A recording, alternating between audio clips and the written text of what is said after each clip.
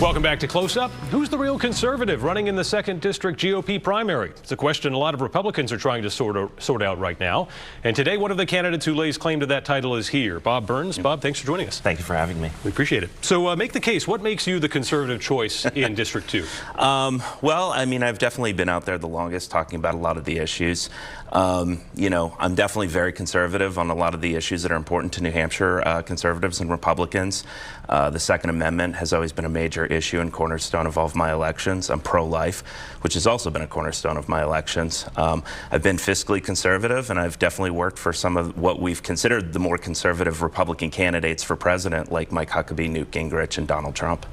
Before we get too much farther into the issues, you do live a little bit outside of the district here. Explain how this one works in your family. Absolutely. So I actually So I live probably about a mile from the 2nd District and also grew up about a mile. So my parents live in Bedford, where I grew up, and then I live in Manchester, about a mile from the point of Litchfield by the edge of the airport. So it's funny because I actually drive through the 2nd District all the time. I was the former Hillsborough County Treasurer, and I also ran for Executive Council District 4, and the majority of those districts are actually in the 2nd District. I spent a lot of time growing up in places like Amherst, where my grandmother lived, probably spent just about every 4th of July, Christmas, New Year's Eve in places like Amherst, Milford, Hollis, where the majority of my family lives. Plus, I also spent a number of years at Keene State College. So I've spent a lot of time in the 2nd District. What I like to say to people is I might not currently live in the 2nd District, but I'm really the only person running who's from the 2nd District. So you would argue that, you know, New Hampshire is a small state. We see this obviously in the Democratic race in the first TD as well. They have someone living in Claremont who's running. Right. This doesn't matter in your opinion? No, I don't think so. I mean, particularly, I mean, it really helps that my dad came from a family of 10, and most of them actually live in the 2nd District. And also that I've represented so many towns in the 2nd District. You know, Hillsborough County, it's you know, it's 1/3 the state of New Hampshire. And, you know, Nashua is definitely the biggest city in the 2nd District, and Manchester's the biggest city in the 1st District. You know, I'm one of the few Republicans in the state that's actually been able to win Nashua. I actually beat Chris Pappas there in 2010. Let's talk about guns. Do you believe teachers should be armed to try and prevent school shootings? I believe that that's their choice. You know, I think that there's plenty of teachers out there that are definitely proficient with a gun that could definitely be helpful. But I mean, I don't think anybody should be forced to be armed, but I think that there's plenty of teachers there. Now, I mean, you hear from people saying, oh, we need former veterans, this person, that person, type of person to be in there, but I think that plenty of people, I mean, we're all human beings, we all can be trained to disarm situations. I think that that's definitely an option to look at. And quite frankly, in a lot of degrees, I would trust teachers more with guns than a lot of other people. I mean, you know, they're obviously not going to be using the firearm except in emergency situations where you have like a school shooter situation. I wouldn't imagine that they'd be pulling guns on kids just because, you know, they're not paying attention that day. Should Congress be driving this conversation? Should they be trying to come up with a policy, or is this something that's best left to states and school districts? Well, obviously, ultimately, I mean, local control is always best. You know, I do believe that as far as guns go, that the federal government should have a say, like in national reciprocity, and everybody should be able to have the right to bear that arm. So I think that teachers definitely should have that right. Where we draw the line exactly between the state and the local school district and nationally, I guess I'm not quite sure of where I'd come down on that. I usually like to lean towards more local control, but in something that's constitutionally protected, like your right to bear arms and protect yourself, those teachers also have the right to protect themselves. We're about to get a big increase in funding to deal with addiction, particularly opioid addiction. What's the best way, in your opinion, to spend that money here in New Hampshire? What should be the focus? Law enforcement, treatment? Well, treatment, but I think that I go a little bit different. So my family, unfortunately, and friends and family of mine have suffered and died because of the opioid issue here in New Hampshire. So I've really seen this firsthand. Friends and family members who've suffered and perished at the hand of opioids.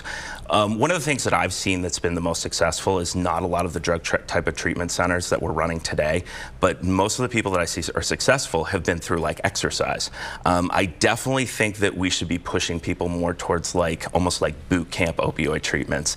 I think that we coddle addicts a little bit too much, tell them it's not their fault, not their problem. And so there's definitely things that I would do different. Another concern of mine with opioids is Suboxone. Suboxone right now is the most trafficked drug in prisons. It's an opioid itself.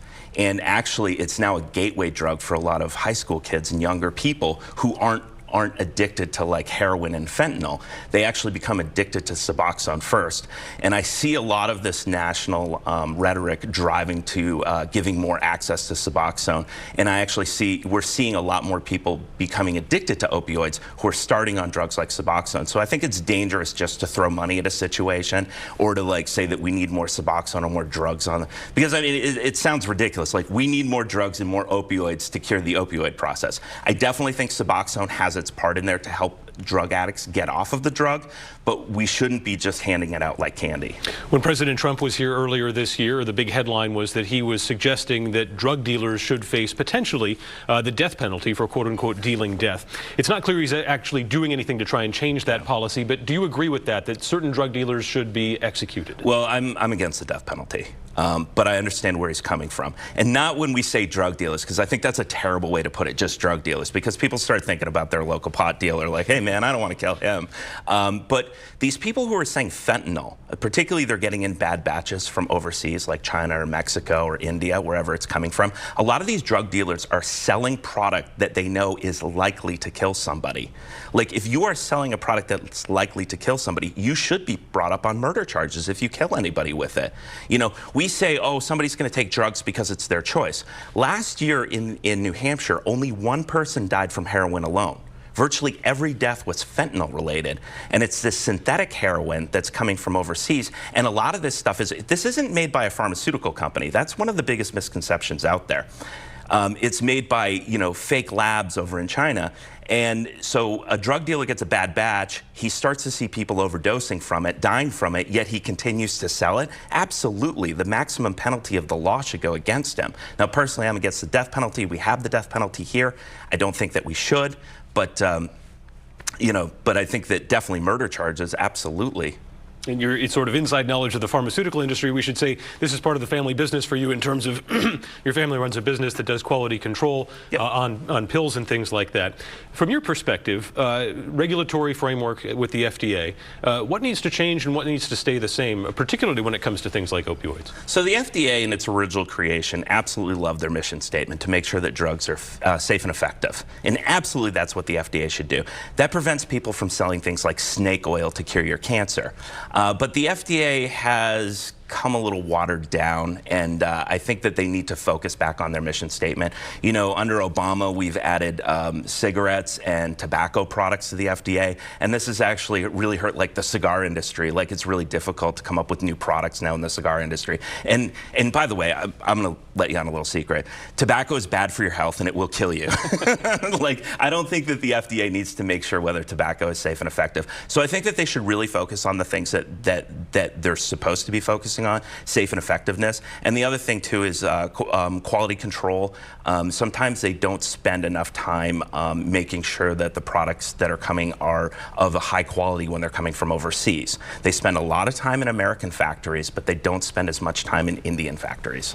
So just recently, EPA Administrator Scott Pruitt stepped down. He faced a lot of questions over ethics and spending as well, certainly some spending issues that might raise eyebrows among fiscal conservatives. President Trump went to Washington to quote-unquote drain the swamp. Is he doing that? So he's doing a great job, and he has delivered a lot of his promises. There's definitely even points where I see in people that he's appointed where I slap my head and go, why this guy? So, you know, I think that he's been better than the majority of the anti-Trump Republicans ever could have thought.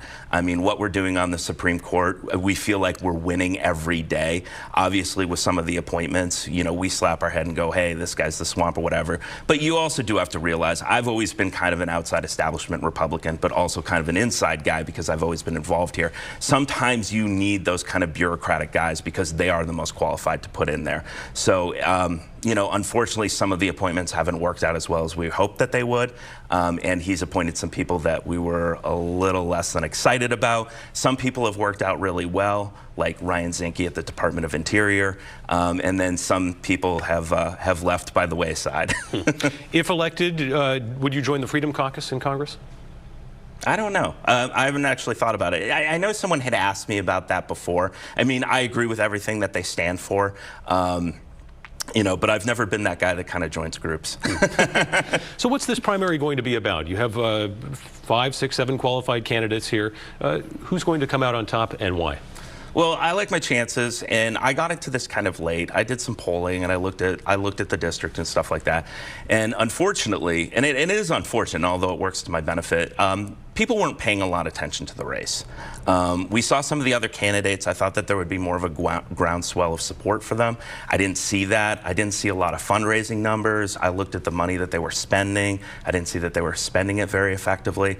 I've got pretty good name ID in a lot of the district because I've represented a lot of these towns like Amherst, Hollis, Milford, and a lot of these towns are towns that I win on years where other Republicans at the top of the ticket lose. So I definitely have a lot of great name ID to start with, and because the district isn't getting a lot of attention, it has given me a bit of an edge to begin with, although things can change as we get to the debate. But obviously the more people that you have in there, the more convoluted it gets, and then somebody really needs to put themselves out there. One of the biggest advantages that I have is I was a big Trump guy, you know, and you know, I've been described by the union leader, I think, as the Ted Cruz of New Hampshire once. But you know, so I kind of have that kind of Tea Party, Donald Trump, you know, Ted Cruz outside, you know, persona, and I think that I can help activate those Trump voters to actually come out and vote, and that's really important to the Republican Party to get those guys out there because those are voters that we didn't typically see in the past. All right, Bob Burns, we'll see you out there on the campaign trail. Thank you very much. Thanks for your time this Sunday. After the break, a young man who spent nearly all of his life in a refugee camp becomes a U.S. citizen in Portsmouth.